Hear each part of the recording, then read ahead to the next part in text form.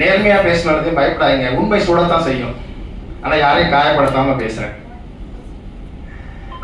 28 ஆண்டுகள் கடந்து வந்திருக்கோம். இவனால இது எப்படி சாத்தியமாச்சுன்னு நிறைய ஆச்சரியங்கள், நிறைய கேள்விகள் எல்லாம் இருக்கு. நான் ஒரே ஒரு வார்த்தை தான் சொல்லுவேன், முயற்சி திருவினையாகும். இதை விட வேற ஒண்ணுமே இல்லை. எங்களுடைய இனிய நந்தவனம் ஆசிரியர் குழு சார்பாக உங்கள் அனைவரையும் முதல்ல எனது வணக்கத்தை தெரிவித்துக் கொள்கிறேன். எங்களுடைய அன்பு அழைப்பை ஏற்று பல ஊர்களிலிருந்து, தமிழகம் முழுவதும் இருந்து, வெளிநாடுகளில் இருந்து வருகை தந்துள்ள உங்கள் அத்தனை பேருக்கும் எங்களது ஆசிரியர் குழுவின் சார்பாக வணக்கத்தை தெரிவித்துக் கொண்டு ஒரு வரவேற்பு வழங்கி வருகிறேன். முதலில் எங்களுடைய இனிய நந்தவனம் கடந்த சில ஆண்டுகளாக, இனிய நந்தவனம் ஆண்டுகளா என்றால் எங்களது ஐயா இந்த நிகழ்வுக்கு தலைமை தாங்குவது எங்களது ஐயா தங்கையா. அவங்கள பத்தி சொல்லணும்னா, பிஜிபி நிறுவனத்துல துணைத் தலைவராக இருந்து ஓய்வு பெற்றவங்க. அந்த நிறுவனத்துல பணியாற்றுல இருந்து எங்களுடைய நந்தவனம் ஆண்டு விழா, அத்தனை ஆண்டு விழாவிலையும் அவர் தான் தலைமையேற்று நடத்துறாரு. அங்க இருந்து ஓய்வு பெற்றுட்டாங்க. இப்ப நான் ஓய்வு பெற்ற பிறகு முதல் நிகழ்ச்சிக்கு ஒரு நிகழ்ச்சி கூப்பிடும் போது, நான் அங்கிருந்து வெளியேற்றின நிகழ்ச்சிக்கெல்லாம் நான் வரலாமா அப்படின்னு அவங்களுக்கு ஒரு சந்தேகமா கேட்டாங்க. எங்களுக்கு தங்கையா தான், பிஜிபி நிறுவனம் கிடையாது, எங்களுக்கு தங்கையா, அவ்வளவுதான். எங்க நிகழ்ச்சிக்கு வரணும், அவ்வளவுதான். அவர் எங்க இருக்காரு அதெல்லாம் எங்களுக்கு முக்கியம் இல்ல, எங்க நிகழ்ச்சிக்கு வரணும் அப்படின்னு தான். ஏன்னா அவர் பேர்லயே பாருங்க, தங்கையா. அப்ப தங்கமானவர்களை தானே நாங்க தலைமை ஏற்க வைக்கணும். அதனால அவரை தலைமை ஏற்க வருகை தந்துள்ள எங்களுடைய தங்கையா அவர்களே வருகை என வரவேற்பதில் மகிழ்ச்சி அடைகிறேன். எப்பயும் முன்னிலைக்கு ஒரு கம்பீரம் வேணும்ல, ஒரு ஆளுமை தன்மை வேணும்ல. அது என்னுடைய இனிய நண்பர் அபூபக்கர் சித்திக், பாட்சா பிரியாணி நிறுவனத்தின் உரிமையாளர். கிட்டத்தட்ட நாங்க ஒரு 25 வருஷமா நட்பா இருக்கோம். அந்த நட்பு பாலம் உடையவே இல்லை. அவரை பத்தி என்கிட்ட விமர்சனம் சொல்லுவாங்க, என்னை பத்தி அவர்கிட்ட விமர்சனம் பண்ணுவாங்க. நாங்க எதையுமே கண்டுக்க மாட்டோம், சிரிச்சுட்டு கடந்துட்டு போயிடுவோம். ஏன்னா விமர்சனம் செய்யறவங்களாம் முட்டாள். அவங்க வேலையை பார்த்தாக்க மற்றவங்களையே கவனிக்கிறாங்க. அவங்கவுங்களுக்கு திறமை இருக்குது, அவங்கவுங்க முன்னேறாங்க, முயற்சி செய்யறாங்க, மேல வராங்க. எங்க 2 பேர் தெரியும். அவரை பத்தி என்கிட்ட, அவர் பிரியாணியில இப்படி எல்லாம் பண்றான்னு எனக்கு விமர்சனம் பண்ணாங்க. நந்தவனம் இப்படி எல்லாம் செய்யறாங்க, அவர்கிட்ட போய் கம்ப்ளைண்ட் பண்ணுவாங்க. அதை நாங்க கண்டுக்கிறதே இல்லை, சிரிச்சுட்டு கடந்து போய்கிட்டே இருக்கோம். அந்த மாதிரி ஒரு புரிதல் இருக்கனாலதான் ஒரு 25 ஆண்டு காலம் எங்களுடைய நட்பு பயணிக்க முடியுது. நந்தவனத்துக்கு இணையாசிரியரா எங்களுக்கு அது பாட்சா பிரியாணி எங்களுக்கு ஒரு வேடந்தாங்கல். என்ன தேடி எந்த இலக்கியவாதி வந்தாலும் அங்க ஓடிடுவோம், பிரியாணி சாப்பிடுவோம், மணிக்கணக்கில் பேசுவோம். அவரும் எங்க கூட ஜாயின் பண்ணிக்குவாரு, நிறைய பேசுவாரு, இலக்கியம் எல்லாமே தெரியும். ஆனா மேடைக்கு வந்தா பேச மாட்டாரு. தனிப்பட்ட முறையில எங்களோட நிறைய விவாதிப்பார். நந்தவனத்து மேல ரொம்ப அக்கறை உள்ளவர். யார் வந்தாலும் கடைக்க வந்தாலும் இது நந்தவனம் நாங்க நடத்தலாம், படிக்க நல்ல பத்திரிக்கை, இதுல அரசியல் சினிமாலாம் இல்லை அப்படின்னு சொல்லி உரிமையா எடுத்து கொடுப்பாரு. அதே ஒரு பெரிய பாராட்டு. அவர் இந்த நந்தவனத்து மேல எவ்வளவு கவனம் செலுத்துறாரு, இது நல்லா வரணும்னு, இதெல்லாம் வரணும், இந்த நல்ல விஷயம் மட்டும்தான் நம்ம எப்போ வரணும்னு எப்போ பேசினாலும் அவர் சொல்லிக்கிட்டே இருப்பாரு. அந்த வகையில இந்த நிகழ்ச்சிக்கு முன்னிலை வகித்து வழிநடத்தி கொண்டிருக்கேன் எனது இனிய நண்பர் ஹாஜி முகமது அபூபக்கர் சித்திக் அவர்களை வருக என வரவேற்பது மிக்க மகிழ்ச்சி அடைகிறேன். அடுத்த மதிப்புக்குரிய இலக்கிய புரவலர் ஹாஷிம் ஐயா அவர்கள். நான் நந்தவன ஆண்டு விழா தேதி குறிக்கணும்னா நாங்க 2 தடவை தான் முடிவு பண்ணுவோம். ஏன்னா 3 மாசத்துக்கு முன்னால இந்த தேதியை முடிவு பண்ணிட்டோம். ஏன்னா இந்த நிகழ்ச்சியில் ஆண்டு விழாவில் அவர் இருக்கணும், அதுதான் என்னோட விருப்பம். அவரை பத்தி ஒரு சில வார்த்தைகள் சொல்லணும், முக்கியம், அவங்களுக்கு எல்லாம் தெரிஞ்சுக்கணும். இலங்கையில மிகப்பெரிய தொழிலதிபர். நம்ம தமிழ்நாடு இந்தியாவில் எப்படி அம்பானி, அது மாதிரி இலங்கைக்கான அம்பானின்னு தான் நான் அவரை பாக்குறேன். அவ்வளவு தொழில்கள் செய்யறாரு, அவ்வளவு நேர நெருக்கடி அவருக்கு. ஆனா எங்களுடைய நந்தவனம் இன்னைக்கு அவர் மலேசியாவில் இருக்கணும், மிகப்பெரிய விழா நடந்துகிட்டு இருக்குது, அந்த நிகழ்ச்சிக்கு அவர் தலைமையா இருக்கணும். ஆனா எனக்கு நந்தவனம் விழா தான் முக்கியம். கடந்த ஒரு 10 ஆண்டுகள் நமக்கு நந்தவனத்தோட பயணிக்கிறாங்க. அந்த மலேசியாவில் நடத்துற நிகழ்ச்சி நடத்துற ஏற்பாட்டாளர் என்ன திட்டி இருக்காரு, நந்தவனம் அவன் யாரு, அவன் கூப்பிட்டா அவர் ஓடிடுறாரு அப்படின்னு சொல்லி அவங்க பொறாமப்பட்டு திட்டிருக்காங்க. அந்த அளவுக்கு நந்தவனத்தோட பயணிக்கக்கூடியவர். அவர் கிட்டத்தட்ட 1300 முதல் பிரதிகள் நூல் வெளியீட்டு விழாவில் போய் முதல் பிரதிகளை வாங்கியிருக்காரு. 1300 பிரதிகள். அப்ப எவ்வளவு நூல் வெளியிட்டு 1300 நூல் வெளியிட்டு விழாவில் கலந்துருக்காங்க. முதல் பிரதிய தொகை கொடுத்து அந்த நூல் பிரதியை வாங்கியிருக்காங்க. சும்மா பேருக்கு போய் நின்றுட்டு எல்லாம் வரதில்லை. எந்த விழாவுக்கு போனாலும் தன்னால முடிஞ்ச தொகையை கொடுத்து அந்த நூல் வாங்கிக்கிறது தான் அவர் அந்த மாதிரி இன்னும் சாதனைக்கு போற அளவுக்கு அந்த முதல் பிரதி வாங்கியிருக்காங்க. இன்னொரு முக்கியமான பணிகள் செய்யறாங்க. இலங்கையில நிறைய எழுத்தாளர்கள் இருக்காங்க. எல்லா எழுத்தாளர்களாலையும் புத்தகம் வெளியிட முடியாது, விழாக்கள் நடத்த முடியாது. அது மாதிரி கிட்டத்தட்ட 50 எழுத்தாளர்களுடைய நூல்களை படைப்புகளை வாங்கி நூல்களாக்கி அதுக்கு வெளியீட்டு விழா நடத்தி அதுக்கான எல்லா செலவுகளையும் ஏற்றிக்கொண்டு அந்த விழாவில் கிடைக்கிற தொகை எல்லாத்தையுமே அந்த எழுத்தாளர்களே கொடுத்து அது மாதிரி கிட்டத்தட்ட 50க்கு மேற்பட்ட எழுத்தாளர்களை உருவாக்காரு. அவருக்கு இருக்க நேரம் இன்னைக்கு இங்க வர முடியாது. இந்த ஆண்டின் தொடக்கம் அவருடைய அலுவல் அவருடைய நிறுவனங்களுக்கு போய் பார்க்கணும். ஆனா அவ்வளவு நெருக்கடி இருந்தாலும் என் மீது கொண்ட அன்பு, நந்தவனத்தின் மேல் கொண்ட ஒரு பற்று, நந்தவன விழாவுக்கு வந்துருவேன். அதனாலதான் நாங்க 2 பேரும் தேதியை முதல்ல நாங்க தான் பேசி, ஏன்னா அவரு வரணும், அவருக்கு ஒரு தேதியை தான் நாங்க முடிவு பண்ணணுங்கிறதுக்காக 3 மாசத்துக்கு முன்னாடி நாங்க பேசி, அது இல்லாம உள்ளூர்ல உள்ளவங்களே பாருங்க 10:30 தான் வந்தாங்க. நம்ம அனிதா கூட தாமதமா தான் வந்தாங்க. அவங்க இளைஞர்ல வந்து சரியா நான் 10 மணிக்கு தொடங்குவேன்னு சொல்லிட்டேன், 9:55க்கு வந்துட்டாங்க. வந்து நான் வந்துட்டேங்கிறாங்க. அப்ப அவங்களுடைய நேர நிர்வாகம் பாருங்க. அவர் இலங்கையை அம்பானின்னு சொல்றதுக்கு பொருத்தமானது தானே. அந்த நேர நிர்வாகத்தை யார் கடைபிடிக்கிறாங்களோ அவங்க எல்லாம் ஜெயிச்சிருக்காங்க. நீங்க வரலாற்றுல பற்றி எடுத்து பாருங்க. சரியா நேரத்தை பயன்படுத்தி எந்த கூட்டமா இருந்த, ஏன்னா நான் நிறைய நாடுகளுக்கு போனப்ப நேரத்தை நிர்வாகம் ஒரு இடத்துல 10 மணிக்கு ஒருத்தர் சந்திக்கிறேன்னா 9:50க்கு இருக்கணும். நீங்க 10:01க்கு போனீங்கன்னாக்கா நான் வேற ஆளுக்கு அப்பாயின்மெண்ட் கொடுக்குது நீங்க போலாம் அப்படின்னு நம்ம விரட்டி விட்டுருவாங்க. அதெல்லாம் வெளிநாடுகளுக்கு போனாதான் உங்களால அந்த நேரத்தோட அருமை தெரியும். நிறைய இடங்கள்ல நான் அந்த மாதிரி அப்புறம் சுதாரிச்சுக்கிட்டேன். இங்க வெளிநாட்டுல இருந்து இங்க வர்றவங்க 10 மணிக்கு சந்திக்கலாம்னு சொன்னா நான் 9:55க்கு அவங்க இருக்கிற இடத்துல போய் நிற்பேன். எப்படி உங்களால முடியுது? தமிழ்நாட்டுக்காரங்க 10 மணிக்கு சொன்னா 11 மணிக்கு தானே வந்து சேருவாங்க. நான் அப்படி இல்லை, நான் வித்தியாசமானவன். நான் உங்க ஊர்ல வந்து இதெல்லாம் கத்துக்கிட்டேன். அதனால நேர நிர்வாகம் எனக்கு ரொம்ப முக்கியம்.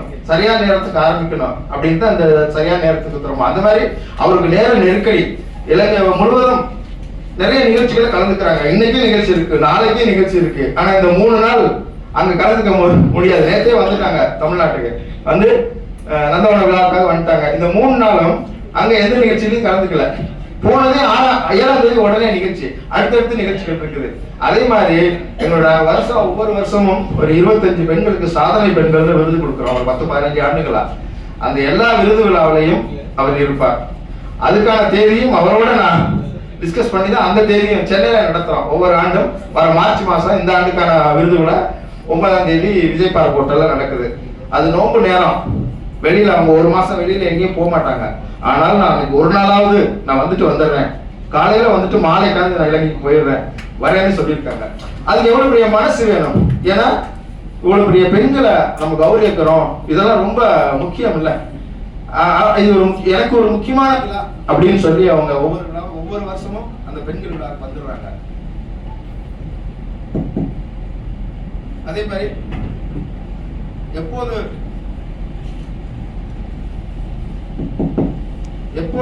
எங்களுடைய விழாக்களுக்கு அழைச்சாலும் இன்னைக்கு நந்தவனம் உலகமெல்லாம் ஒரு தெரிந்த ஒரு இதழாக தெரியறதுக்கு முக்கிய காரணம் இலங்கை தினகரன் நாளிதழ். அதனுடைய பிரதம ஆசிரியர் செந்தில் வேலவர் ஐயா அவங்க வந்திருக்காங்க. அவங்க தமிழ்நாட்டு பத்திரிகையில நம்மளை கண்டுக்க மாட்டாங்க. தமிழ்நாட்டு பத்திரிகை எப்படின்னாக்க ஒரு கொலை நடந்தா, கற்பழிப்பு நடந்தா அது முதல் பக்க செய்தியா வரும். நாய் கடிச்சா, நடிகை வீட்டுல நாய் குட்டி போட்டா செய்தியா வரும். ஆனா நம்ம செய்தியை போடணும். நேற்று ஒரு பேப்பர்ல கூட கேட்டேன், நாளிதழ் இன்னைக்கு இந்த அம்மா வந்திருக்கா இந்து தமிழ், அவங்க வெளியிட்ட ஒரு புத்தகத்துக்கு தான் இன்னைக்கு முதல் பரிசு கொடுக்குறோம். அந்த நிருபரை கேட்கிறேன், உங்க பதிப்பக நூலுக்கு தான் நாங்க முதல் பரிசு கொடுக்குறோம், வாங்க செய்தி கொடுக்குறேன். செய்தி அது வந்து சார் அப்படிங்கிறாங்க. ஏன்னா நான் ஒரு மீடியாவும் வளர்ந்துருவேன். இனியநந்தவனங்கிற ஒரு மீடியாவும், அதனால இன்னொரு மீடியா அது ஆதரிக்க மாட்டாங்களாம். ஆனா இலங்கையில மலேசியாலாம் அப்படி கிடையாது. எங்களை தான் முதல்ல இருக்கு. இன்னைக்கு இலங்கை தினகரன் அந்த பேப்பர்ல ஒரு பக்கத்துக்கு இந்த விழா பத்தி செய்தி வந்திருக்கு. அன்போட கேட்டு அந்த செய்திய மிக சிறப்பாக இன்னைக்கு ஒரு பக்கத்துக்கு வடிவமைச்சு யாரெல்லாம் சிறப்பு வருதோ அவங்களோட படங்கள்லாம் போட்டு இன்னைக்கு வெளியிடக்கூடிய அந்த மலரை அதுல போட்டு ஒரு பக்கத்துக்கு செய்தி என்னுடைய முகநூல்ல போட்டிருக்கிறேன். அவன் இலங்கையில மேமன் கவின்னு ஒரு கவிஞர் இருக்காரு, மிகச்சிறந்த கவிஞர். அவரோட நான் உரையாடும் போது சொல்லுவாரு, உங்க தமிழ்நாட்டுல உங்க சிறுபத்திரிகையெல்லாம் யாருமே எந்த மீடியாக்காரனும் வளர்த்து விட மாட்டான். ஆனா எங்க இலங்கையில சிறுபத்திரிகைகளுக்கு ரொம்ப முக்கியத்துவம் கொடுக்கு. இந்த பெரிய பத்திரிகை எல்லாருமே அவங்கள வளர்த்து விடுவாங்க, செய்தி போடுவோம். தினகரன் 93 ஆண்டுகள் இலங்கையில இருந்துட்டு தமிழ் பத்திரிகை பாத்துங்க சார், அரசாங்க பத்திரிகை. அது எனக்கு இன்னொரு வாய்ப்பு என்னன்னா, இன்னைக்கு நான் இலக்கியம், கவிதை, கட்டுரை போயிட்டு இருக்கேன். என்னோட இன்னொரு தளத்துல என்னை எழுத வச்சிருக்காங்க. ஒவ்வொரு வாரமும் ஞாயிற்றுக்கிழமை இந்திய அரசியலை பத்தி எனக்கு எழுதுறதுக்கு கடந்த 1 வருஷமா எழுதிட்டு இருக்கிறேன். ஒவ்வொரு ஞாயிற்றுக்கிழமையும் அதை கட்டுரை எனக்காக 1/2 பக்கம் ஒதுக்கி இந்திய அரசியல் அரசியல் அப்படின்னு எழுதியிருக்காங்க. இன்னைக்கு ஒரு தலைப்பு கொடுத்துருக்கேன், கொஞ்சம் அதிரடியா இருக்கேன். தமிழ்நாட்டுல ஆட்சி மாற்றம் வருமா கேள்விக்குறியோட. அதை படிச்சீங்கன்னாக்க வருமா வராதான்னு நீங்களே முடிவு பண்ணிக்கோங்க. தலைப்பு மட்டும் அப்படி கூட இன்னைக்கு வந்திருக்கு அந்த பத்திரிக்கை. அது அங்க உள்ள தொலைக்காட்சி விளம்பரத்துல அந்த டைட்டில சொல்லியிருக்காங்க, எனக்கு அனுப்பியிருந்தாங்க. ரொம்ப நல்லா இருந்துச்சு. அந்த அந்த அந்த அந்த கட்டுரையை படிச்சாக்க அடுத்த 2026ல என்ன நிலைமை இருக்குங்கிறத இப்ப சொல்லியிருக்கேன். ஏன்னா 40க்கு 40 தமிழ்நாட்டில் வரும்னு சொல்லி எலெக்ஷனுக்கு 1 மாசத்துக்கு முன்னால நான் எழுதியிருந்தேன் அந்த கட்டுரையை. அதே மாதிரி 40 வந்துச்சு. அவ்வளவு ஆய்வு பண்ணி அதை எழுதின தமிழ்நாட்டில் 40 அதே மாதிரி 2026ல என்ன நடக்கும் அப்படிங்கிற ஒரு ஆய்வு பண்ணி எழுதியிருக்கேன். அது கண்டிப்பா நடக்கும். நான் பெரும்பாலும் எழுதின கட்டுரைகள் நடந்திருக்குது, அதனால நான் சொல்ல வரேன். அப்படி எனக்கு இன்னைக்கு அந்த ஒரு தளத்துல எழுதுறதுக்கு ஒரு வாய்ப்பு கொடுத்துருக்காங்க. ஏன்னா என் தமிழ்நாட்டு பத்திரிகையில ஒரு சின்ன விஷயம் அளவில் ஒரு செய்தி கொடுக்குறோம்னா கூட அவ்வளவு சிரமம். ஏன்னா மீடியா நான் வளர்ந்துருவேன், நான் உலக அளவுக்கு இப்போ வளர்ந்துட்டேன், அது வேற கதை. உலக தமிழர்கள்ட்ட நான் போயிட்டேன், தெரிஞ்சிடும். ஆனா அந்த உள்ளூர் பத்திரிகையில செய்தி போடுறதுக்கு அவ்வளவு சிரமமா இருக்கு. இருந்தாலும் பரவாயில்ல, அவங்களுடைய உயரங்கள், அவங்களுடைய அதிகாரிகள், அவங்களுடைய நிறுவனங்கள் அப்படி இருக்கும்போது நம்ம அவங்களை குறை சொல்றது, ஏன்னா அங்க பணியாற்றவங்களை குறை சொல்றதுல நமக்கு நியாயம் இல்லை, அதை கடந்து போயிடுவோம். அதே மாதிரி இன்னைக்கு பெண்கள் பல்வேறு துறைகள்ல ஜெயிச்சிட்டு வந்துருக்காங்க. அப்படி இந்த சமூகத்துக்கு ஏதாவது செய்யணும், இந்த சமூகத்துக்கு ஏதாவது செய்யணும், என்னால முடிஞ்ச உதவி செய்யணும் அப்படின்னு சொல்லி பெரும் முயற்சியில ஈடுபட்டிருக்கவங்க தான் நம்மளுடைய அனிதா தேவி. அவங்கள பத்தி சில வார்த்தைகள் சொல்லணும். அவங்க தெக்கித்தி பொண்ணு, ரொம்ப கோபக்காரங்க. ஆனா அந்த கோபத்துல நான் சிரிச்சுக்குவேன். நீங்க கோபப்படுறதுனால, அந்த கோபத்தினால ஒரு 100 கிராம் மிளகாத்தூள் கூட வாங்க முடியாது. கோபப்படுவேன். ஏன்னா அந்த கோபத்துல ஒரு நியாயம் இருக்கும், நேர்மை இருக்கும், நியாயமான கோபம் தான். ஏன்னா இந்த சமூகம் அப்படி இருக்குது, இந்த சமூகம் கோபப்படுத்துது. அவங்க ஒரு பெரிய ஒரு காரியம் செஞ்சுட்டு இருக்காங்க. நம்மளால சமூகத்தை உதவி செய்யணும்னா என்ன செய்வோம்? பள்ளிக்கூடத்துக்கு நோட்டு புத்தகம் வாங்கி கொடுப்போம், ஒரு தையல் மிஷின் வாங்கி கொடுப்போம், சோறு போடுவோம், அன்னதானம் போடுவோம். ஆனா அவங்க ஒரு கிராமத்துக்கு குளம் வெட்டி கொடுத்துட்டு இருக்காங்க, சரிங்களா? பெரிய குளம், அது சேவை, பெரிய சேவை. நீர்நிலை ஆதாரத்தை தனி மனுஷியா செய்யறாங்க. அவங்க ஏன் கோவப்பட்டாங்கன்னு சொன்னாலும் அவங்க கூட இருந்து இந்த இதுக்கு நானும் சப்போர்ட் பண்றேன் அப்படின்னு சொல்லி வந்தவங்க எல்லாம் பாதியிலே விட்டுட்டு போயிட்டாங்க. அது அவங்களுக்கு பெரிய கோபமா இருக்கு. நான் சொன்னேன், விட்டுட்டு போனதை பத்தி எமோஷன் ஆகி கோவப்பட்டு எதாவது ஆக போறது இல்லை. அடுத்து என்ன, வாட் நெக்ஸ்ட், எப்படி அதை முடிக்கலாம்? அவங்க அவங்க எதனால ஓடுனாங்க? எனக்கும் இந்த நிகழ்ச்சியை நடத்துறதுக்கு ஒருத்தர் வேற இடத்துல நான் பண்றேன், எனக்கு நீங்க பண்ணுங்க அப்படின்னு கேட்டாரு. 3 நிமிடத்துக்கு மேல அவர் தொடர்பு கொண்டா ஓடிட்டாரு, ஆளையை காணா. அப்பதான் நம்ம இந்த இடத்துக்கு மாத்தணும். எங்க கௌரவ ஆலோசகர் சீனிவாசன் ஐயா சொன்னேன், நீ ஏன் அங்கெல்லாம் போற, நீ பாட்டு கிரீஸ்ல பண்ண வேண்டியதானே, நான் போன் பண்ணி சொல்லிடுறேன், உனக்கு என்ன தேவையோ எல்லாம் நீ போய் சொல்லிக்க, பண்ணிக்க, ரிலாக்ஸ் பண்ணி. என்னால வர முடியாது, நீ திருப்பூர் போயிட்டாங்க, என்னால வர முடியாது, நீ இங்கிலீஷ் நாள் நடத்து அப்படின்ட்டாங்க. அவர் சொல்றாரு, அவர்கிட்ட பேசுறது கொஞ்சம் ஜெயிக்கிறதெல்லாம் கஷ்டம் தான், ஆனா நேர்மையான மனிதன், யாருக்கு என்ன செய்யணுங்கிறத உதவி செய்வார். வேண்டாம் அவருக்கெல்லாம் பார்க்க மாட்டார், செய்யணும்னு நினைச்சுன்னா செஞ்சிருவாரு. அவர்கிட்ட கேட்டா கிடைக்காது, ஆனா அவர் மனசு வைக்கணும், இவருக்கு இது நான் செய்யணும் அப்படின்னு சொல்லி மனசு வைக்கணும். அந்த மாதிரி இந்த சமூகத்துக்காக ஏதாவது செய்யணும். இன்னைக்கு அவங்க இந்த மேடையில உட்கார வைக்கிறதுக்கு ஏகப்பட்ட விமர்சனங்கள், ஏகப்பட்ட எதிர்ப்புகள், அதெல்லாம் மீறி ஏன் அவங்க உட்கார வச்சிருக்கனாக்க, இலக்கியத்துல அவங்க ஏதாவது செய்யணும். அவங்க தொழில நிறைய பண்ணிட்டாங்க, சமூகத்துக்கு ரோட்டரிகள் மூலமா சமூக சேவையை நிறைய போராடி செஞ்சுட்டு இருக்காங்க. இலக்கிய துறையிலேயே ஏதாவது நான் செய்யணும், இப்பதான் புதுசா வந்திருக்கேன். அப்ப அப்படி ஒரு முயற்சி பண்றவங்களுக்கு இன்னைக்கு கொண்டாந்து உட்கார வச்சு இந்த கடல்ல தள்ளி விட்டோம். இனிமே அது நீதி தான் ஆகணும், கரையறதுக்கு முயற்சி பண்ணி தான் ஆகணும், தப்பிக்க முடியாதுல்ல. இப்ப நந்தவனத்துக்கு நான் எப்பயுமே என்ன பண்ணேன், ஒரு தகவல் கொஞ்சம் திறமை இருக்குன்னு தெரிஞ்சுக்கிட்டா போயிடும். அவங்க எப்படி அடுத்தடுத்த கட்டத்துக்கு தள்ளி விடுறதுன்னு தான் முயற்சி பண்ணுவேன்.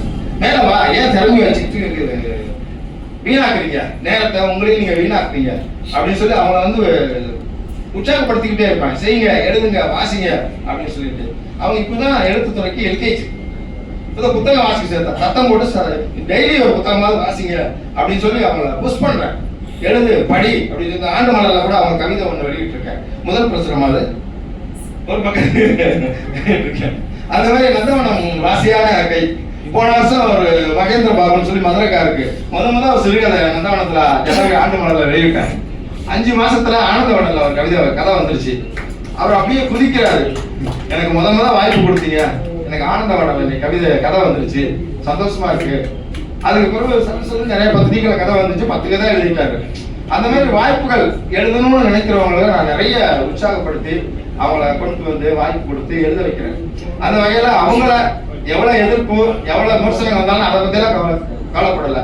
ஒரு எழுத்தாளர் நான் உருவாக்குறேன், அதுக்கு இந்த மேடையில கூப்பிட்டு உட்கார வச்சிருக்கேன். அவ்வளவுதான், உங்களுக்கு எல்லாம் அனுபவப்படுத்துறேன். தொடர்ந்து இனிமே கரையில இருந்து இதான் கடவுள் தள்ளி விட்டேன், இனிமே நீந்தி கரையிறது அவங்க பொறுப்பு. அதுக்கு மேல நம்ம ஒன்று செய்ய மாட்டோம். எப்படி நீச்சல் அடிக்கிறது இல்லைங்கிறது அவங்க கத்துக்க வேண்டியதுதான். இந்த கடல்ல விழுந்துட்டாங்க, நீந்தி கரைகிறது அவங்க பொறுப்பு. அதனால அவங்க ஒரு வளரும் ஒரு எழுத்தாளராக வந்துகிட்டு இருக்காங்க. தொழில் முனைவோர், சமூக சேவை, இந்த மாதிரி அங்கீகாரம்லாம் இருக்கனாலதான் அவங்க இந்த மேடையில உட்கார வச்சிருக்கேன். இந்த பெரியவர்கள் மத்தியில் அவங்களையும் உட்கார வச்சிருக்கேன். அவங்களுக்கு ஒரு கடிதத்தை கொடுக்கலாமே.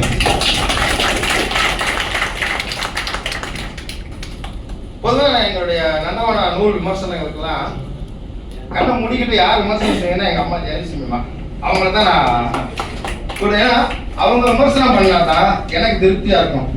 ஏன்னா விருப்பம் இல்லாம நேர்மையா அந்த விமர்சனம் சொல்லுவாங்க. நான் சொன்னால நேர்மையா பேச பாருன்னு சொன்னேன்ல, அது மாதிரி அந்த விமர்சனம் ஆளுக்காக எல்லாம் சொல்ல மாட்டாங்க, வெறுமனை எல்லாம் பாராட்ட மாட்டாங்க. அந்த நூல்ல என்ன நிறை, என்ன குறை பட்டுன்னு அடிச்சு சொல்லிடுவாங்க. அதுதான் நியாயமானது. ஒரு விமர்சனங்கிறது நியாயமானது. நிறைய விமர்சன கூட்டத்துல எல்லாம் நான் போயிருக்கேன், நூலை படிச்சிருக்கே மாட்டான். அந்த நூலை கையில வச்சுக்கிட்டு இந்த எழுத்தாளர் என்ன சொல்ல வர்றாரு அப்படின்னாக்க அரசியலுக்கு போயிடுவாங்க. கலைஞர் அங்க சொன்னாரு, இங்க சொன்னாரு, விவேகானந்தர் சொன்னாரு, அதை தான் சொல்லிட்டு இருப்பான். இந்த நூல்ல என்ன இருக்குன்னு சொன்னா கடைசி வரைக்கும் சொல்ல மாட்டாங்க. நூலை கையில வச்சுக்கிட்டு இப்படிப்பட்ட எழுத்தாளர் நம்ம கூட இருக்காரு அப்படின்னாங்க. கடைசி வரைக்கும் அந்த நூலை படிச்சிருக்கே மாட்டாங்க. நாங்க நிறைய அந்த பிறகு கேட்டிருக்கேன் நிறைய பேர், ஏங்க நீங்க நூலை படிச்சீங்களா இல்லையா? இல்ல, படிக்க நேரமே இல்ல. அப்புறம் என்ன மைத்துக்கு வந்து இங்க வந்து விமர்சனம் வந்து பேசிட்டு இருக்கிறேன் அப்படின்னே கேட்டிருக்கேன் ரகசியமா போயிட்டு. நான் திட்டத்துக்கெல்லாம் பயப்பட மாட்டேன். சென்னையில எங்க மகளிர் தினத்துல அகத்தியர் இயக்குனர் அவரை கெஸ்டா கூப்பிட்டு இருக்கேன். நிகழ்ச்சி தொடங்கும் போது வந்துட்டாரு. நான் போகணும், எப்போ விடுன்னு கேட்டுக்கிட்டே இருந்தாரு. பக்கத்துல போய் உட்காந்து நைஸா கடிச்சேன். உன் படத்தை 150 ரூபா கொடுத்து 2.5 மணி நேரம் உட்காந்து நான் பொறுமையா பாக்குறேன்ல, என் காசுல தானே நீ இப்ப வாழ்ற, என் மக்களுக்கு நீ உட்காந்துரு, இல்லைன்னா இப்பயே எந்திரிச்சு போய் நீ மேடைக்கு வரானா அப்படின்னு ஒரு கடி கடிச்சேன். கடைசி வரைக்கும் போகல. கடைசியில நிகழ்ச்சி முடிஞ்சு கடைசியா நான் இப்ப கிளம்பலாமா அப்படின்னு கேட்டாரு. எவ்வளவு கோபம் வருது. ஒரு நிகழ்ச்சி நம்ம 25 பெண்களை கூப்பிட்டு வச்சு அவங்களுக்கு கௌரவம் சொல்லி ஒரு எக்ஸ்ட்ரா கூப்பிட்டு வச்சா எப்படி? அது மாதிரி தங்கர் பச்சான் என்கிட்ட வாங்கி கட்டினாரு. அவரை 20 ஆண்டுகளாக கூப்பிட்டுட்டேன். அவருக்கு ஃபிளைட் டிக்கெட் புக் பண்ணியாச்சு. ஸ்டார் ஹோட்டல் கேட்டெல்லாம் செஞ்சாச்சு. 9 மணிக்கு ஃபிளைட்டு, இங்க 10 மணிக்கு இருக்கணும். சாயந்தரம் நிகழ்ச்சி, காலையில 10 மணிக்கு கொண்டாரு. நான் தூங்கிட்டேன், நிகழ்ச்சிக்கு வரணுமா அப்படின்னாரு. நீ ஏற்கனா எந்த கொம்மனா ஆரம்பிச்சு பத்திரிகைக்காரன் என்ன பண்ணுங்கிறது நான் பண்ணிட்டேன். சாயந்தரம் நீ 5 மணிக்கு இங்க நிகழ்ச்சி இல்லைனாக்க கதையே வேறன்னு போனை கட் பண்ணிட்டேன். மனுஷன் அடிச்சு பிடிச்சி கார் எடுத்துட்டு வந்துட்டாரு. 5 மணிக்கு தமிழ்ச்சங்கத்துக்கு வந்துட்டாரு. வந்துட்டேன், தப்பு பண்ணிட்டேன், மன்னிச்சுக்க. இந்த கார் காட்டுறதுக்கு மட்டும் அங்க இருந்து கார் ஏற்பாடு பண்ணி வந்துட்டேன், ஏதாவது கவனிச்சுடுன்னு சொல்லி கெஞ்சிராப்ல. அந்த நிகழ்ச்சிக்கு கனடால இருந்து என்னுடைய உதயன் பத்திரிகை ஆசிரியர் வந்து அவரும் பக்கத்துல சரி போய் தொலைங்க, அவருக்கு காசை நான் கொடுக்குறேன் அப்படின்னு சொல்லி 7000 ரூபாய் எடுத்து அவர் கொடுத்தாரு. அந்த கார் அங்க வந்து வந்ததுக்கு இப்படி எனக்கு நேரம் முக்கியம். நிகழ்ச்சி கூப்பிட்டோம்னா வரணும், வராம அதுக்கு வரலன்னு சொல்லி முன்னாடி நான் எவ்வளவு ஏற்பாடு பண்ணிட்டேன். அந்த அதுக்கு மட்டும் அந்த நிகழ்ச்சிக்கு 25,000 ரூபாய் செலவு, ஹோட்டல், ஃபிளைட் டிக்கெட்டு, இதெல்லாம் எவ்வளவு முக்கியம். அப்ப இப்படி அசால்ட்டா சொல்லலாமா? கோபம் வருமா வராதா? அது நேர்மையா பேசுறேன்னு சொன்னல, ஏன்னா எனக்கு கோபம் அந்த நேர்மையானது நியாயமானது. அது மாதிரி நாங்க எனக்கு சரியா இருக்கணும். அந்த நிகழ்ச்சி வடிவமைச்சுட்டோம்னா சரியா நடக்கணும். அப்படி இதையெல்லாம் எங்க கத்துக்கிட்டேன்னாக்க இந்த நிகழ்ச்சிக்கு 1 வருஷத்துக்கு பிறகு இங்க வந்திருக்காங்க என்னுடைய தாயார் சின்னம்மா. ஏன்னா இடையில அவங்களுக்கு உடல்நல பாதிப்பு வருது. அவங்களுக்கு கிட்டத்தட்ட 76 வயசு. இன்னைக்கு போன ஆண்டு விழா நிகழ்ச்சிக்கு வந்தாங்க, அதுக்கு பிறகு இன்னைக்கு தான் வந்தாங்க. ஏன்னா நேர்மையா இருக்கணும்னு சொல்லி பொய் சொன்னதுக்குலாம் செமவெளு வாங்கியிருக்கேன். சின்ன வயசுல அடிச்சு வளர்த்துருக்காங்க. அதனாலதான் நான் உருப்பட்டு இருக்கேன். இன்னைக்கு இந்த இடத்துல நான் இப்படி எல்லாம் ஆடையோட நின்று பேசுறதுக்கு காரணம் அவங்க தான். ஏன்னா அவங்க என்ன ரசிக்கிறாங்க, நீ இப்படிதான் இருக்கணும், எனக்கு ஓட்டு போறதுக்கு பயம், அதனால ஏதோ படிச்சவங்க போகணும், தொழில் செய்யறவங்க போகணும், மேதைகள் போகணும் அப்படின்னு சொல்லிட்டு இல்ல இல்ல நீ இதுதான் பண்ணு. இந்த முத நான் எடுத்த கோட்டை ஏன் நீ போட்டு வந்தேன்னா அவங்க முத என்ன சென்னை சில்க் கூட்டு போயிட்டு அவங்களா செலக்ட் பண்றாங்க, இது நல்லா இருக்கா, இதை போட்டு வா பாக்குறேன், இதை போட்டு வா பாக்குறேன்னு சொல்லி என்ன கண்ணாடியில் வந்து என்ன பார்த்தேன், இதுதான் நல்லா இருக்கு. ஒரு 5 வருஷத்துக்கு முன்னால இதை வந்து எடுத்து கொடுத்தாங்க. இப்படிதான் இருக்கணும் அவங்க ஆசைப்பட்டதை, அவங்களோட ஆசையை நான் நிறைவேற்றேன். ஏன்னா நான் வந்து சில நேரத்தில் பக்கரி மாதிரி வெளியே கிளம்புவேன், காந்தி மாதிரி சட்டை கொஞ்சம் எடுத்து போயிருக்கோம், இங்க வா எங்க போற, இது என்ன சட்டை மாத்திட்டு போ, எத்தனை பேர் உனக்கு கவனிப்பாங்க, நீ பெரிய மனுஷனா இருக்கிற விரட்டி அந்த ட்ரெஸ்ஸை மாத்திட்டு தான் வெளியே அனுப்புவாங்க. ஏன்னா நம்ம வந்து எடுத்து என்ன நிகழ்ச்சி என்ன அடுத்த யார் சந்திக்க இப்படியே மைண்ட் தான் இருக்கும், நம்மளை பத்தி கவனிக்க மாட்டான். ஆனா என்ன கவனிக்க வச்சு என்ன உருப்பட வச்சது அவங்க தான், எங்க அம்மா தான். அவங்க நிகழ்ச்சி வந்திருக்காங்க, அவங்கள சொல்லுங்கள. அதே மாதிரி நான் 25 பெண்களுக்கு வருஷம் விருதை கொடுக்குறேனாக்க அதுக்கும் அவங்க போட்ட விதை அவங்க தான். அவங்க சொல்லுவாங்க, நான் தான் அந்த குடும்பம் பிள்ளைகளை வளர்க்குறது அப்படின்னு அப்படியே ஒரு நான் சோத்துக்கிட்டே இருந்துட்டேன். ஆனா இன்னைக்கு நிறைய பெண்கள் சாதிச்சுட்டு இருக்காங்க, அவங்களுக்குலாம் ஏதாவது சின்னதா ஒரு அங்கீகாரமாவது நீ செய்யணும் அப்படின்னு சொன்னாங்க. அது அவர் அந்த சொன்ன வார்த்தை எனக்கு ரொம்ப உயர்வா தெரிஞ்சு, ஆமா சரிதானே கரெக்டா சொல்றாங்க அப்படின்னு சொல்லிட்டு அந்த விஷயத்த போய் என்னுடைய நண்பர் சாதிக் பாட்சா அவர்கிட்ட போய் டிஸ்கஸ் பண்ணேன். அப்ப அவர் சொன்னாரு, நல்ல விஷயம், நீ இறங்கி செய், என்ன வேணாலும் செய், உனக்கு துணையா நான் இருக்கேன், செலவை பத்தி கவலைப்படாத, இதுக்கு மேல என்ன தேவை. அது 15 வருஷமா 25 பெண்களுக்கு சென்னையில பிரம்மாண்ட நிகழ்ச்சி நடத்திட்டு இருக்கோம். அப்புறம் அந்த மாதிரி நல்ல விஷயம் செய்யறதுக்கு எல்லாமே விதை போட்டு கொடுத்தது அவங்க தான். அவங்க இங்க வந்து இந்த விழாவை ரசிக்க வைக்கிறது எனக்கு ரொம்ப பெருமையா இருக்குது, மகிழ்ச்சியாகவும் இருக்குது.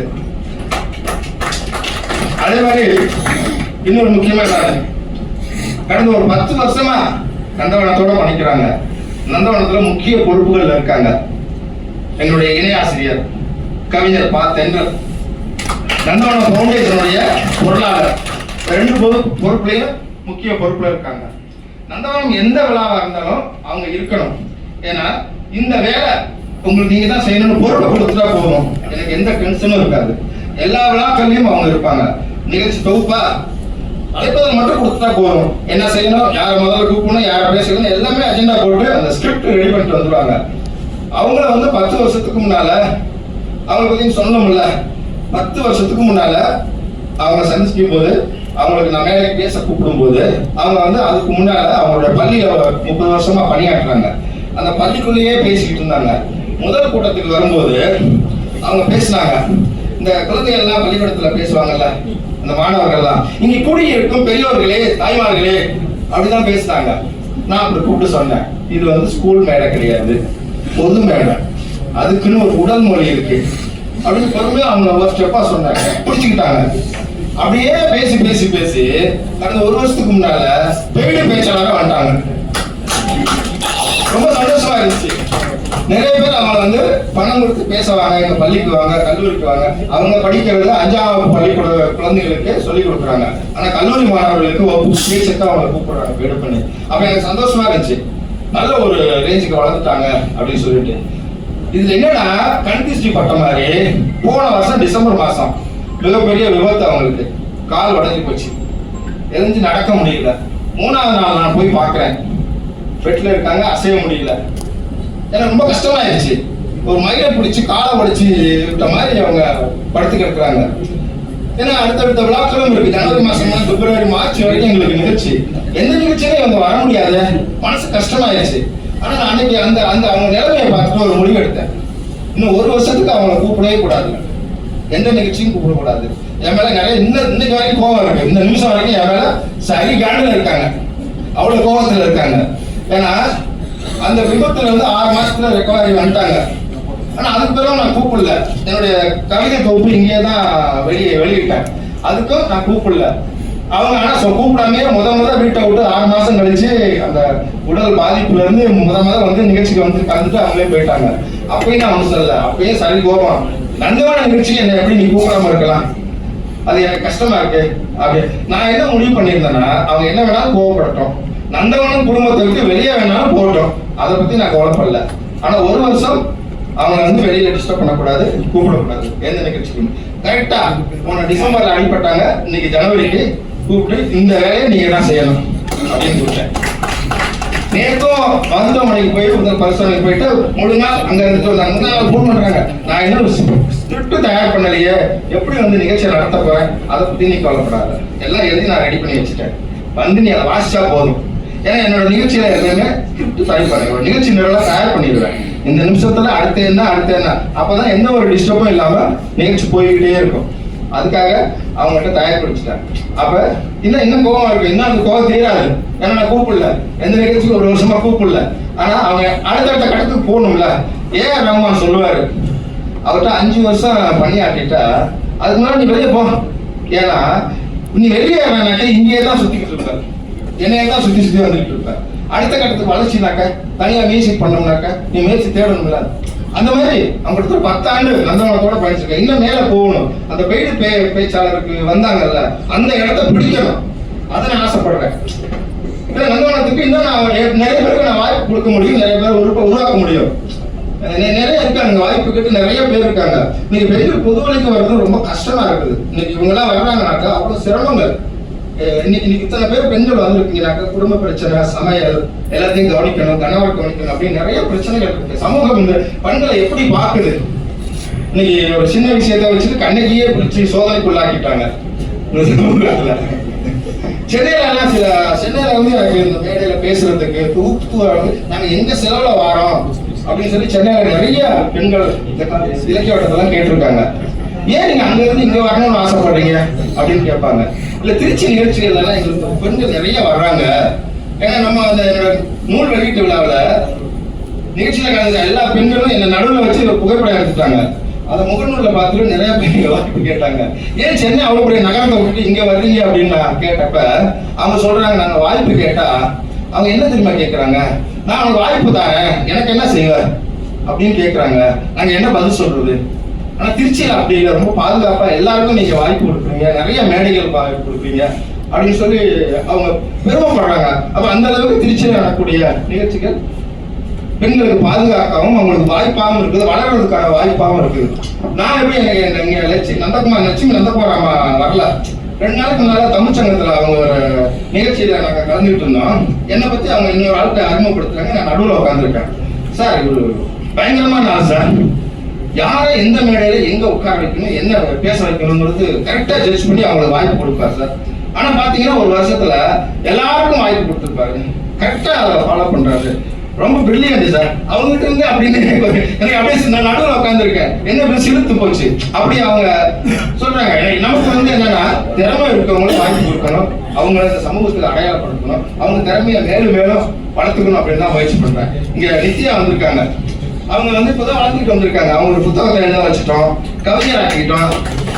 எனக்கு சென்னையில இருந்து ஒரு பெரிய பத்திரிக்கை ஃபோன் பண்ணி கேட்டாங்க, திருச்சியில வந்து ஒரு குறிப்பிட்ட வயசை சொல்லி இதுக்குள்ள ஒரு திறமையான ஒரு பெண்மணியை பேட்டி வேணும், நீங்க சொல்லுங்க அப்படின்னாங்க. அடுத்தது நான் யோசிக்கவே இல்லை, நித்யான் இருக்காங்க, அவங்க நம்பராட்டாங்க, நீங்க பேசிங்க. அந்த பேட்டி வந்தாக்க தமிழ்நாடு முழுவதும் ஒரு பிரபலம் ஆகும் அப்படியான ஒரு பத்திரிகை.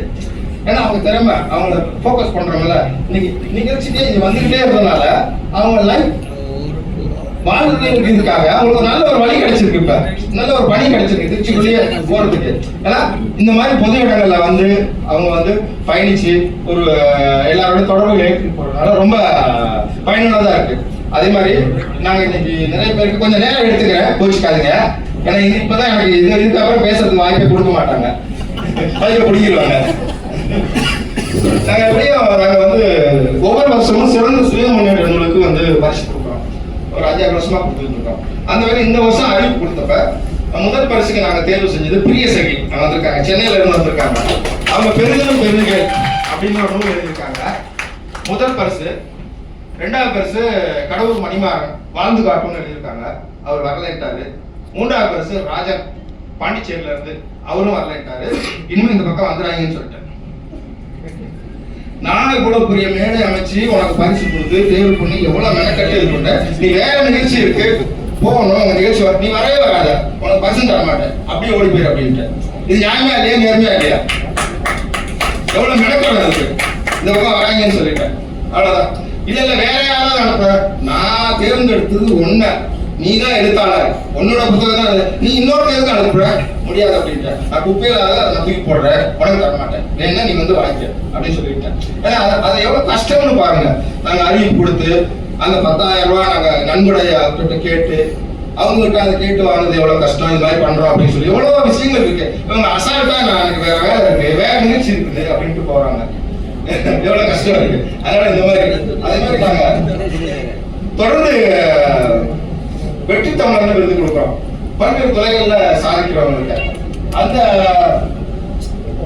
சாதனைகள் பாத்தீங்கன்னாக்க மதுரையில இருந்து என்னுடைய இணைய நண்பர் NS கிருஷ்ணன் இன்னைக்கு அவர்தான் அத்தாரிட்டி அப்படிங்கிற சோழ நாகராசன் வந்திருக்காரு.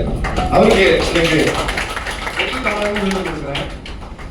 அதே மாதிரி கவிஞர் நெருப்பு வழி கவிஞர் சக்தி வேலாயுதம் திருநெல்வேலியில இருக்காங்க.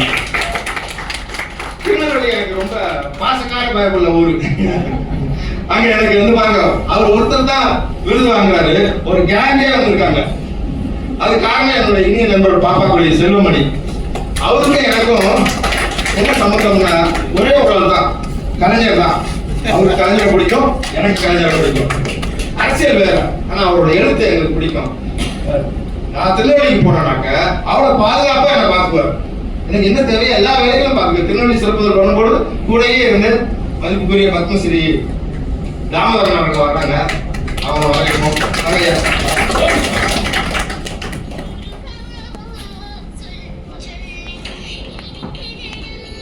அந்த மாதிரி பாப்பா கடியா வந்து அங்கிருந்து ஒரு கேங்கோட வந்திருக்காங்க. அவங்க ஒரு பெரிய கணா வர முடியல, நேரம் இல்லைன்னு சொல்லாம மத்தியில ஒருத்தர் விருது வாங்கிறதுக்காக ஒரு பட்டாளமே வந்திருக்காங்கன்னா பாராட்டணும்ல, கைத்தட்டுங்க. ஏன்னா அவங்க ஒருத்தர் அங்கீகரிக்கிறாங்க.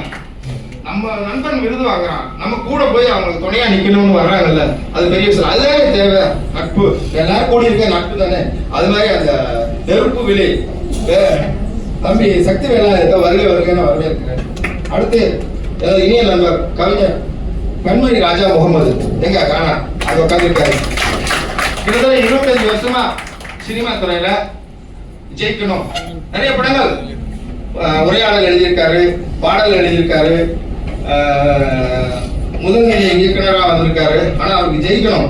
கடந்த 1 வருஷமா அவரு ஜெயிக்கிறதுக்கு நான் வேலை பார்த்துட்டு இருக்கேன். அவர் ஜெயிக்க வைக்கணும், அவர் ஜெயிக்க வைக்கணும், ஏதோ ஒரு வகையில் அவர் ஜெயிக்க வைக்கணும்னு சொல்லி என்னென்ன முயற்சி பண்ணுமோ அத்தனையும் பண்ணிட்டு இருக்கிறோம். அவர் நிறைய புத்தகங்கள் எழுதியிருக்காரு, நிறைய கவிதைகள் எழுதியிருக்காரு, எல்லா புத்தகம் அவர் நிறைய செயல்கள் செஞ்சிருக்காரு. ஒரு மனுஷன் முயற்சி பண்ணிட்டு இருக்கும்போது இப்படி ஒரு விருது கொடுத்தாதான் அவங்க இன்னும் ஒரு அடுத்த ஸ்டெப்புக்கு போவாங்க அப்படிங்கிறதுக்காக ராஜா கண்மணி முகமது அவர்களுக்கு வெற்றி தமிழன் விருது கொடுக்குறாரு. நாங்கள் பெருமை அடைகிறோம், மகிழ்ச்சி. அவங்க கைத்தல்ல அடுத்தது சேலத்தில் இருந்து வருகை தந்திருக்காங்க KM சுடலைமுத்து ஐயா. அவங்க ஒரு தொழிலதிபர். 5 வயசுல அஜிஸ்தானங்க சேலத்துக்கு வரும்போது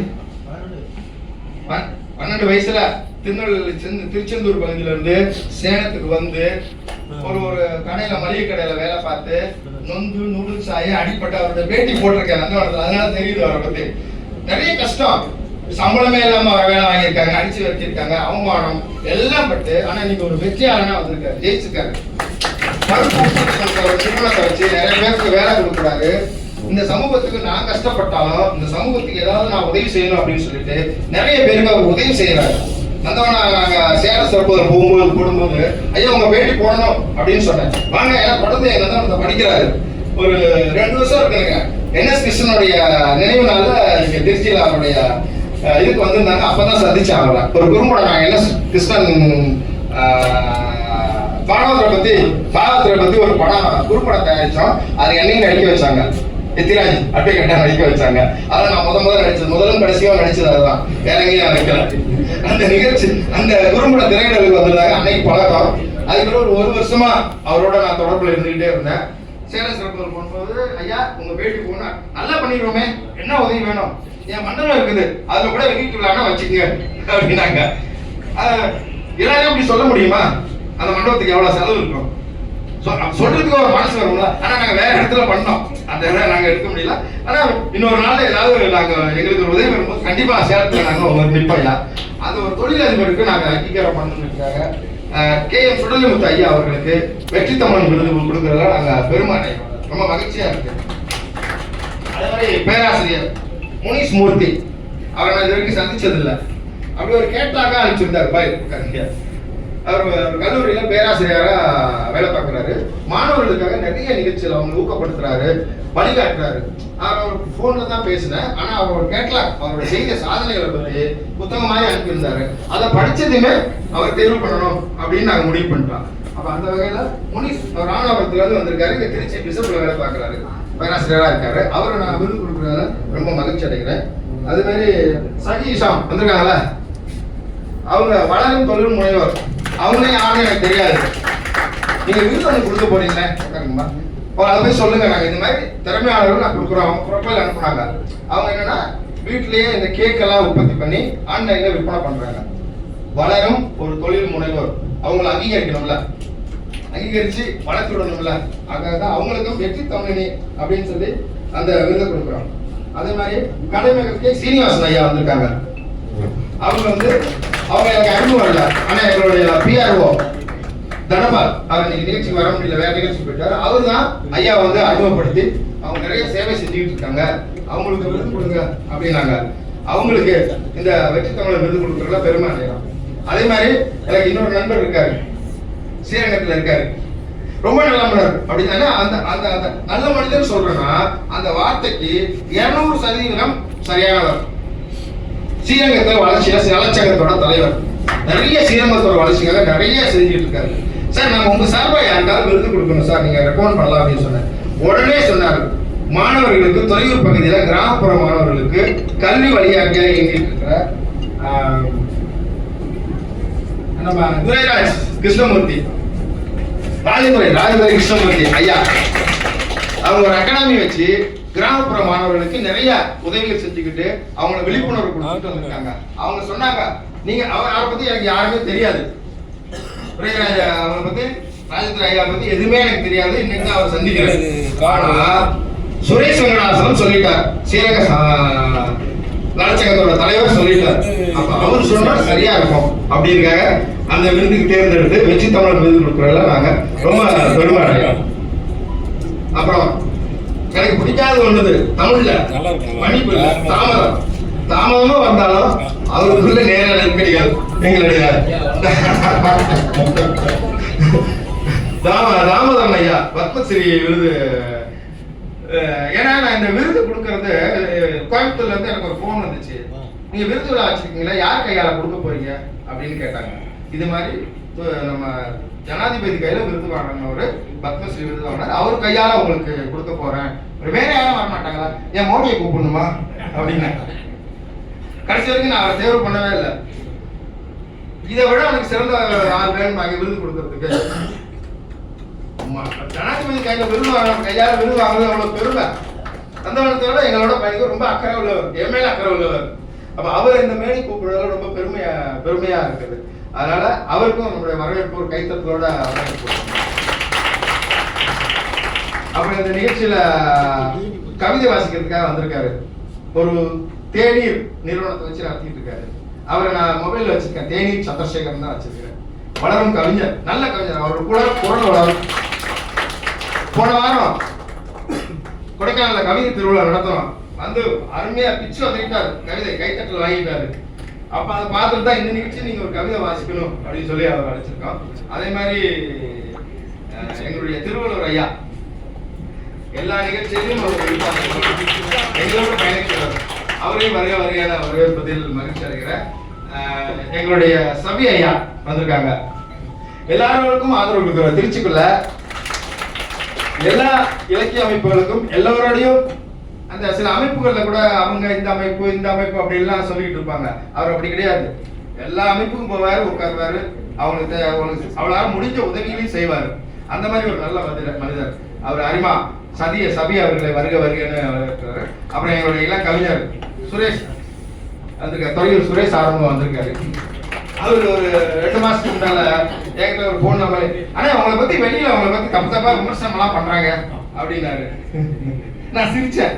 வேலை இல்லாத ஏதாவது சொல்லிக்கிட்டு தான் இருப்பான், அதெல்லாம் காதுல வாங்காத, நீ என்ன வளரணுமோ அதை முயற்சி போய், நான் என் வேலையை மட்டும் பாக்குறேன், இந்த விமர்சனத்துக்கெல்லாம் நான் கவலைப்பட மாட்டேன் அப்படின்னு அவர்கிட்ட சொன்னேன். ஏன்னா விமர்சனத்துக்காக கவலைப்பட்டு உட்காந்துருந்தோம்னாக்கா அடுத்த வேலை பார்க்க முடியாது. நமக்கு நிறைய வேலை இருக்குது. அவனை கவனிக்கிறது நமக்கு வேலை இல்லை. அவன் தான் என்ன கவனிச்சுட்டு இருக்கானா, நாம போய் அவனை கவனிக்கணும்ட்டு எனக்கு வேலை இல்லை. அதனால அதை பத்தி கண்டுக்காது அப்படின்னு சொல்லிட்டு அவர் வளரும் கவிஞர், நிறைய கவிதைகள் எழுதிட்டு இருக்காரு. இந்த ஆண்டு மலர்ல கூட அவருக்கு ஒரு கவிதை ஒரு பக்கத்துக்கு போட்டிருக்கேன். அவர் வரவேற்பது மகிழ்ச்சி அடைகிறேன். அப்புறம் எங்களுடைய பெரம்பலூர்ல வந்திருக்காங்க கவிஞர் மூர்த்தி, முதல் முறையா நந்தவனத்துல அவருடைய கவிதையை போட்டிருக்கிறோம். மிக மகிழ்ச்சியா இருக்கு. அதே மாதிரி ஜனனி அந்தோனிராஜ் என்னுடைய வளர்ச்சி புண்ணியம் தான் சொல்லலாம். கூடயே வர அவருக்கு முதல்ல வாய்ப்பு கொடுத்து கதை எழுத வச்சு எழுதுன்னு சொல்லி இன்னைக்கு நல்ல ஒரு கதாசிரியராக வந்துட்டாரு. தொடர்ந்து நிறைய எழுதிட்டு இருக்காரு. அது மாதிரி திருநெல்வேலியில இருந்து ஐயா எங்க கணபதி சுப்பிரமணியம் இருக்கு, அவங்க மற்ற நண்பர்கள் கவிஞர்கள் எல்லாரையும் வரவேற்கிறேன். அதே மாதிரி இந்த புகைப்படம் எடுத்துக்கிட்டு இருக்கிற என்னுடைய பிரபு, கிட்டத்தட்ட 20 வருஷம் நாங்க அவரு ஒரு கதாநாயகன் ஆயிருக்கணும் திரைப்படத்துல கிழமை இங்க வந்து போட்டோ எடுத்துக்கிட்டு இருக்காரு. முயற்சி யாருக்கு என்ன வாய்ப்பு இருக்குதோ அதெல்லாம் செய்ய முடியும்.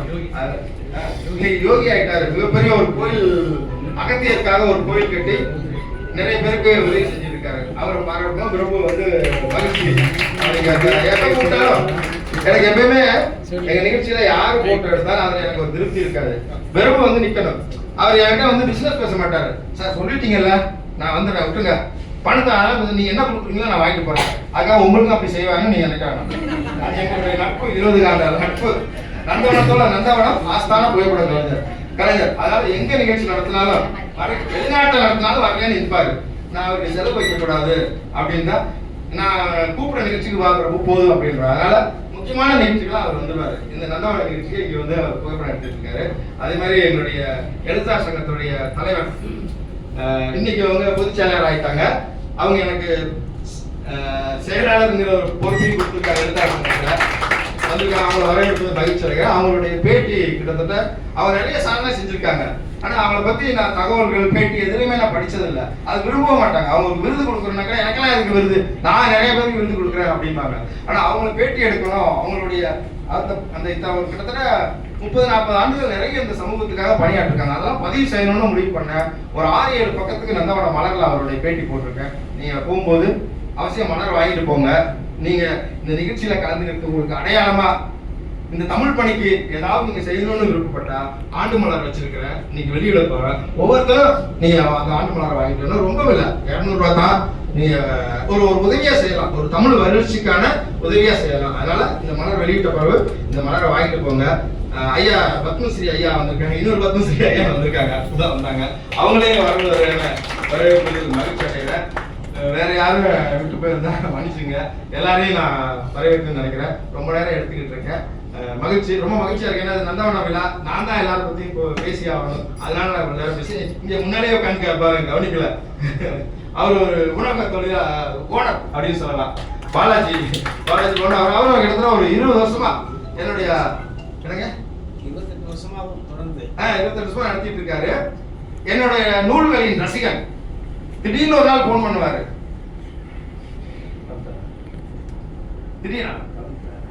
திடீர்னு ஒரு நாள் போன் பண்ணுவாரு. உங்க புத்தகத்துல இந்த வரி படிச்சேன், நான் இன்னைக்கு சோர்ந்து போய் கிடந்தேன், இன்னைக்கு மறுபடியும் ஓடுறதுக்கு இந்த வரி எனக்கு உற்சாகமா இருக்குது, பயனுள்ளதா இருக்குன்னு சொல்லி என்னுடைய சுய முன்னேற்ற நூல் அத்தனையும் வாசிச்சிட்டாரு. ரொம்ப பாராட்டுவாரு. இன்னைக்கு வளர்ந்து இருக்காரு. ஒரு தன்னம்பிக்கையால உயர்ந்த ஒரு மனிதர். அவரும் ஜேசிலாம் நாங்க சேர்ந்து பயணிச்சு நிறைய சமூகத்துக்காக செஞ்சிருக்கோம். அதனால அவர் ஒரு வெற்றியாளர். அவருக்கும் அவர் விருது கொடுக்கணும். ஒரு சிறப்பான வேலையை அவருக்கும் விருது கொடுக்கணும். அதே மாதிரி இந்த நிகழ்ச்சிக்கு வந்து மன்னார்குடியில இருந்து நகை தொழில் செய்யறாங்க. அவங்க சமூக சேவையும் செஞ்சுட்டு இருக்காங்க. அவங்க வந்து எங்களுடைய பிஆர்ஓ தனபால் தான் அவங்கள வந்து அறிமுகப்படுத்தினாங்க. அவங்களுக்கு மன்னார்குடியில வந்திருக்காங்க. அவங்களுக்கு வெற்றி தமிழர் இந்த விருது கொடுப்போம். நாங்க பெருமை அடைகிறோம். நிறைய அவங்க செய்யற இந்த விருது மூலமா அவங்களை பாராட்டுவதை மகிழ்ச்சி அடைகிறோம். மகிழ்ச்சி. நீண்ட நேரம் எடுத்துக்கிட்டேன். நம்ம நிகழ்ச்சி அடுத்துக்கு போவோம். இப்போ இந்த நிகழ்ச்சியை வழிநடத்த எங்களுடைய இணை ஆசிரியர் தென்றல் அவர்களிடம் ஒப்படைக்கிறேன். ரொம்ப மகிழ்ச்சி. ரொம்ப நேரம் பேசிட்டேன், மன்னிச்சுங்க. நான் சொல்ல வேண்டிய கடமை இருந்துச்சு, எல்லாத்தையும் சொல்லிட்டேன். ரொம்ப மகிழ்ச்சி. நன்றி.